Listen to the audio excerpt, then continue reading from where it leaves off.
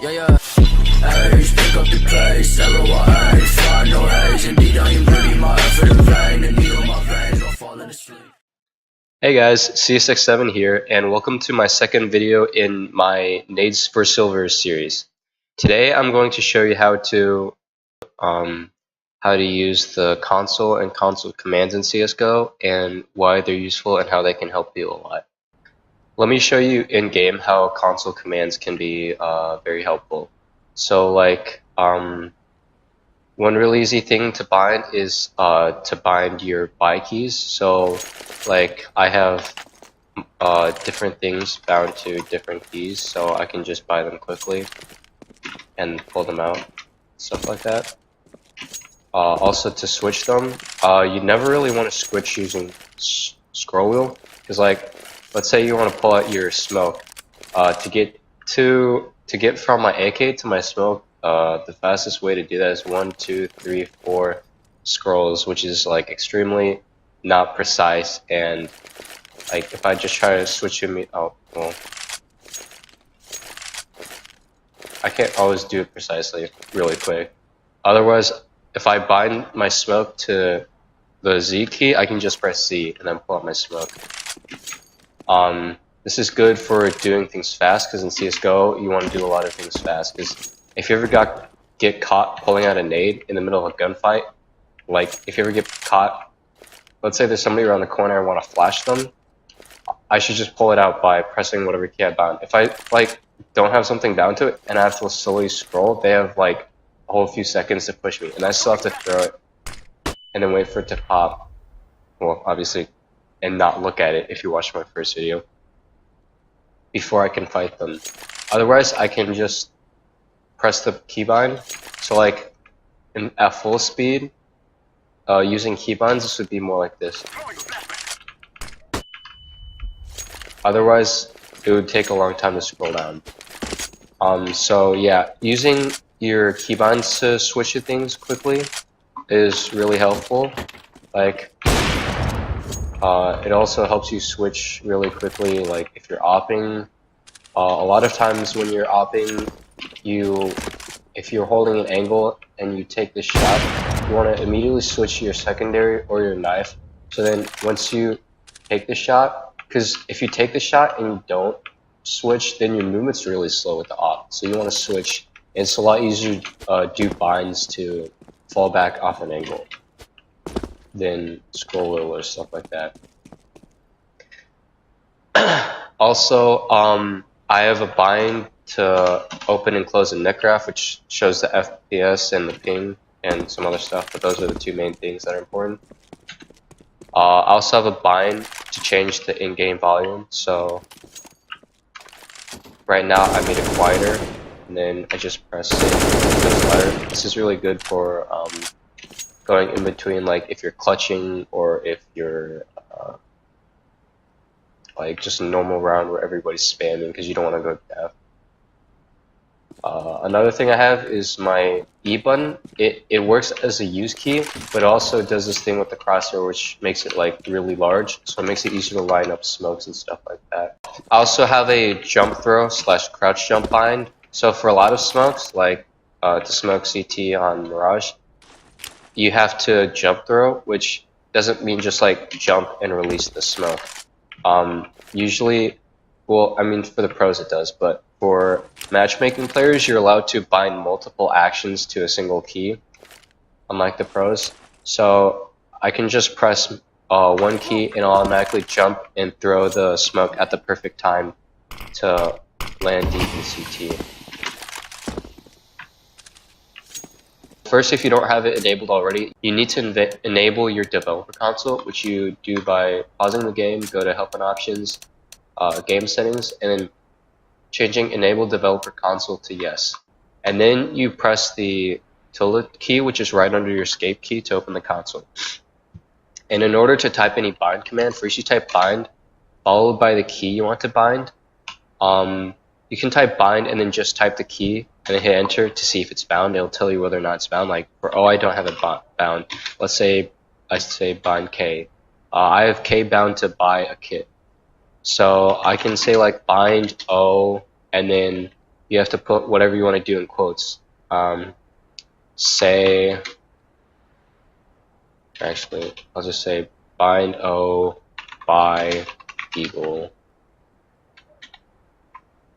And now once I press O, it'll bind me to eagle. So that's how you bind things. As far as the stuff like my E bind and my Jumpthrow / crush jump bind, that's a lot more complicated. For those, you need to use a config or an autoexec file, and I'll show you how to do that.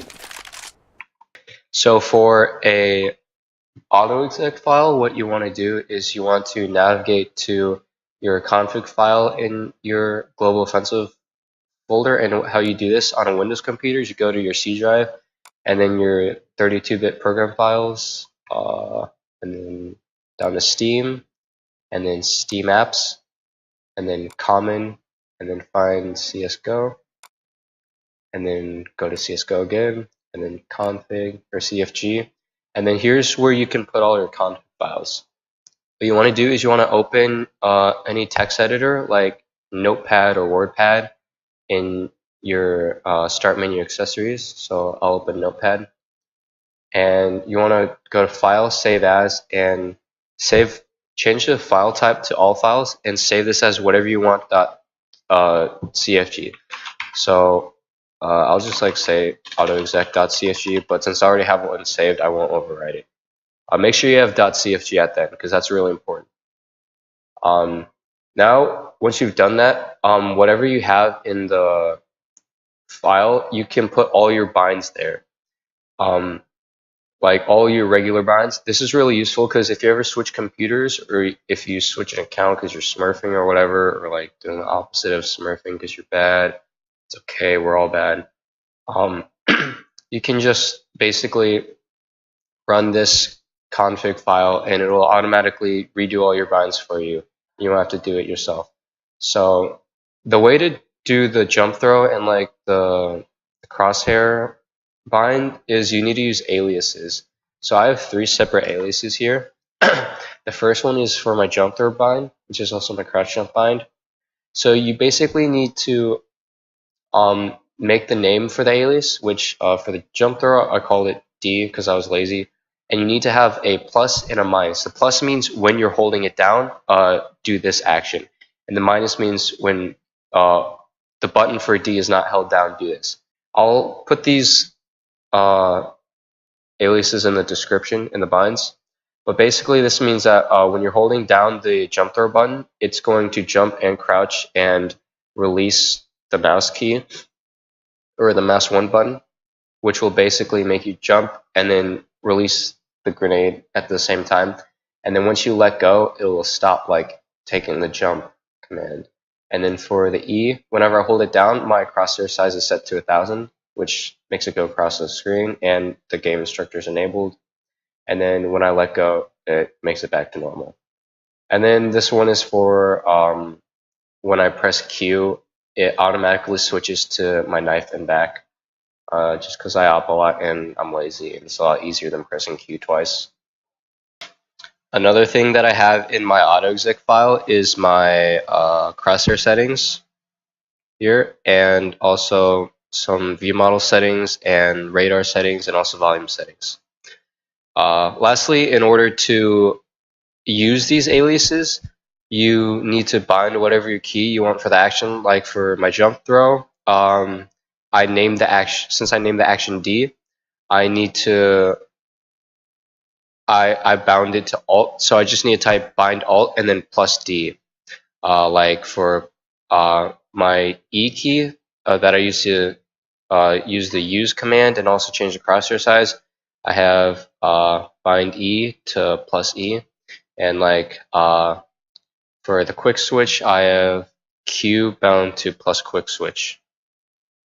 So that's how you do that.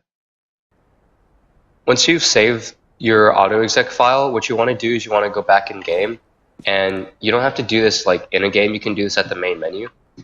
But what you want to do is, just to show you this works, remember O for me is bound to by deagle. What you want to do is you want to type exec and then autoexec, or whatever you name the config file. So what this will do is this will execute all of the commands within the autoexec file that you created. And I'm pretty sure I have unbind all in my autoexec file, which unbinds everything, which means that O should be unbound. And yep, O is unbound now. The last thing I'm going to show you how to do is how to create a practice config file and how to run it in game. So I named mine Nadepractice, and as you can see, it has a bunch of binds here that change the game settings. I'll put this in the description so you can copy and paste it into your own file. But let me show you what it does in game. So right now I'm loaded into a regular competitive settings match with the regular round timers and like the buy limits. So I basically have no money, but in order to practice nades, I want lots of money and a lot more than 2 minutes, right? So I have the Nadepractice file. I can either type exec Nadepractice to execute that config file, or I also have P bound to do that for me. So if I just press P, then the game restarts and I have infinite money to buy whatever I want and all the nades I want.